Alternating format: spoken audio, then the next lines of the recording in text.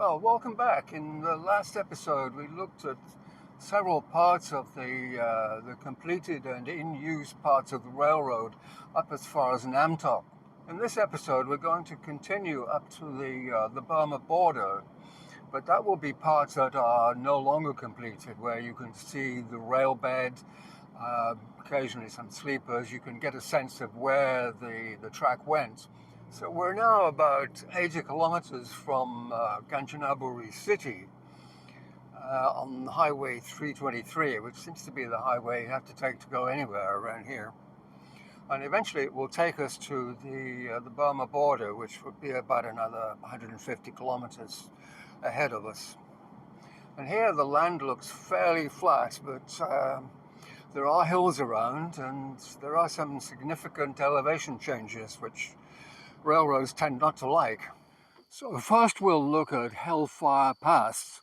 I'll explain the name later, but behind me over there you can see something called the Hellfire Pass Interpretive Center.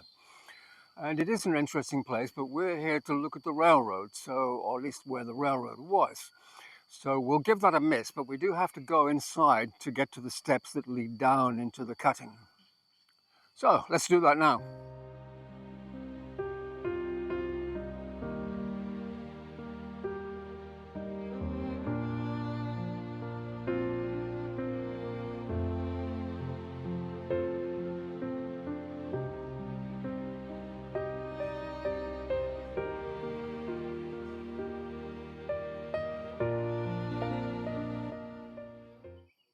We can basically thank the Australian government for the interpretive centre and the excellent restoration of the pass itself.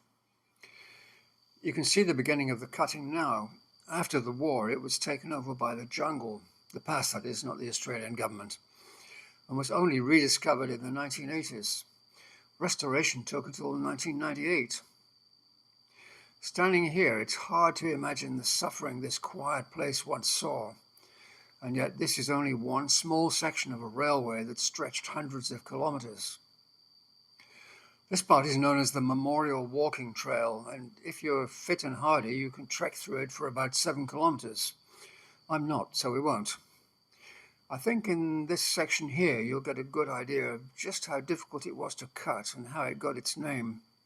So its correct name is the Konyu cutting, and it's about 4 kilometers long, plus another section which makes it about 7 or 8 kilometers.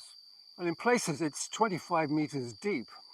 Now, if you're wondering why they wouldn't make a tunnel here, well, tunnels are a bit complex because you have to go in from both ends, you have to use explosives, everything that gets blown up has to be brought out, and it would use a lot of men and take a lot of time.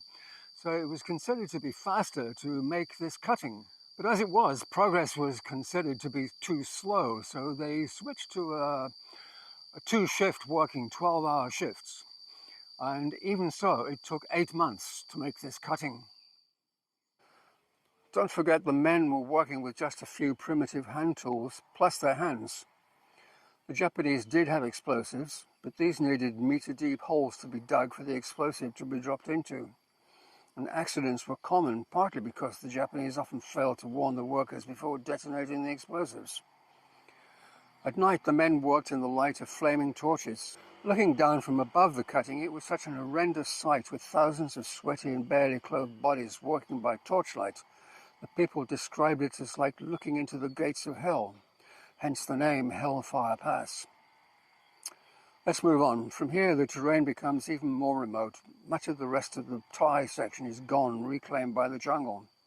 But there are still clues if you know where to look. So, some days things just don't go according to plan. I said we would go up to the Burma border because there are things up there that I want to show you. And yes, we will go, but I already made a trip up to the border, well, at least a few kilometers before the border. It's about a 3.5-hour drive from Kanchanaburi city, and it was a beautiful day, the sun shining just like today, and I really enjoyed the drive. But when I arrived close to the border, the skies went dark black and torrential rain started, and it looked like it was going to do it for the whole day. So I never got to shoot any video, but it was a nice drive. So I'm afraid we're just going to have to improvise with some stock and archive photos and bits and bobs from Google Maps. On the way to the border, there's this giant reservoir. You can see it here on Google Maps. It's about 60 kilometers long. But before 1984, it didn't exist. So the train line actually ran through the valley, and down there were stations and sidings. And of course, that all disappeared until a few weeks ago they decided to do some maintenance work on the dam. So they had to drain a lot of the water. Hey, voila! The original line has reappeared. And no doubt it's going to disappear again.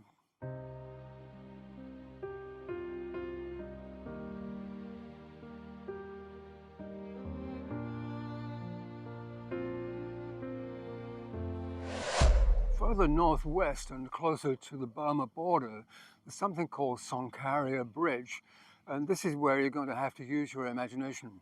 Running parallel to the road bridge was another of those wooden trestle bridges, similar to the one at Tam Kase. It was actually destroyed by Allied bombers in 1945 and was never rebuilt. Actually, as I've said that, it made me wonder, where did these bombers come from? Just about the whole of Southeast Asia was controlled by the Japanese. And I don't know, I'm only guessing, but I assume they came all the way from India just to bomb a bridge. And this was one of the most difficult bridges to build on the entire line. The men were totally exhausted and malnourished, but the work had to continue. And this was after they'd been force-marched more than 300 kilometers through rough terrain and jungle. And anyone who couldn't keep up was either abandoned in the hills somewhere or shot. And of course, once they arrived at the place where they had to build a bridge, everything was done manually. They had to stand chest deep in the water day after day to put piles down into the riverbed for the bridge to be built on. And the only way they could do this was by pulling on ropes to raise large chunks of wood, which were then dropped onto the piles to drive them into the riverbed. And just to make sure the men kept working, the Japanese fashioned some whips out of steel wire. Of the 1,600 British troops who arrived at the bridge area, only 400 left alive, and most of those were in pretty bad shape. So Sonkaria is pretty much the end of the line for the Thai section of the railway. The border is just a few kilometers up the road from the bridge, and beyond there, there's nothing remains of the track. It just disappears into the hill and the jungle. There's no track bed, there's no sleepers, nothing. And even though this was the end of the track, it certainly wasn't the end of the suffering. Thousands of men were housed in camps in terrible conditions, but their conditions worsened as they pushed further into Burma. Next time we'll take a look at those camps and the shocking conditions that everyone had to endure, including the Japanese. So we'll see you then.